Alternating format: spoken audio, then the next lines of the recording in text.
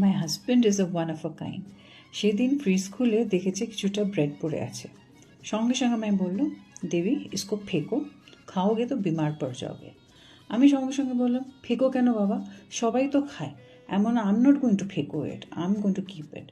তো we had an argument, but after that argument that was a challenging time for me, because I really didn't know আমি কী করবো bread দিয়ে।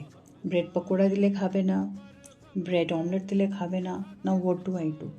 তখন অনেক ভেবে চিনতে ভাবলাম যে লেট মি মেক শাহি টুকরা, মানে নামই কাফি হ্যাঁ না। আর এমনিতেও বাড়িতে দেখলাম কিছুটা কেসর, কিছুটা পিস্তা এসব পড়ে আছে, তো সব দিয়ে আমি বানিয়ে ওটা রেফ্রিজারেট করে দিয়েছিলাম। And after dinner I served it. দেখে আমাকে বলছে, আরে তুমকো ইয়া কি কাহা সে মিলা। আমি বললাম, খেয়ে দেখো না মিস্টার ফেকো কেমন হয়েছে। With a big smile he had it.